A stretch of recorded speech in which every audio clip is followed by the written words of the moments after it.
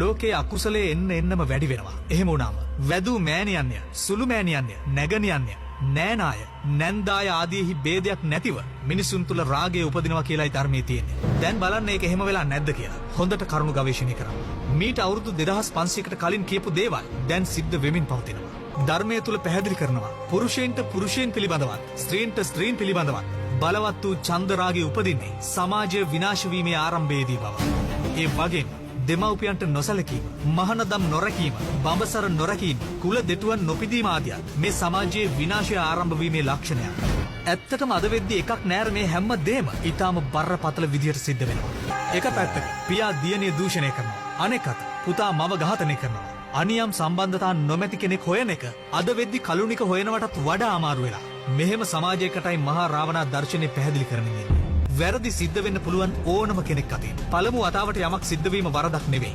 නමුත් ඒක පැහැදිලි කරලා දුන්නට පස්සේ ඒකම දෙවෙනි වතාවටත් සිද්ධ වෙනවා නම් ඒක බරපතල වැරද්දක්. පළමු වතාවේදී දේශනා කිරීමත්, දෙවන වතාවේදී දඬුවම් කිරීමත් මහා රාවණා නියමය. අපි අද නිවැරදි වෙමු. හොඳම දවස අදයි. යුගයක් විනාශයට යද්දී ඒක අඳුනගන්න පුළුවන් ලක්ෂණ ගණනාවක්ම තියෙනවා. කොලයක් පෑනක් කරන් ලියලා තියාගන්න.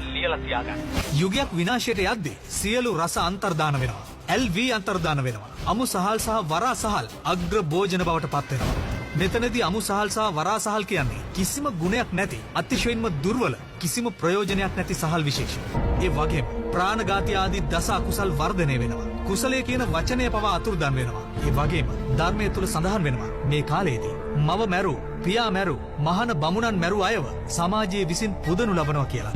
ඒ වගේම සමාජ ආචාර ධර්ම අමුවේ බිඳ දමනවා. ඔවුනොවුන් කෙරෙහි කෝපයෙන් කල් ගෙවනවා. ආයුධ වලින් ඔවුනොවුන් කොටා ගනු ලබනවා. මේ සියලු දේ ආරම්භය අවසන් නෙවෙයි. ඔබ හොඳින් කල්පනා කරන්න. අද ගීතයක රූප රාමුවක් බැලුවා. ඔවුන්ට අම්මා අප්පා හෝ සහෝදර සහෝදරියන් නැතිද කියලා අපිට මුලින්ම හිතෙන්නේ. මේ විප්‍රකාර සමාජය නිර්මාණය වෙන්නේ යුගයක විනාශයේ ආරම්භයටමයි. සියලු දෙනා අන්ධ වී ඇති යුගයක්.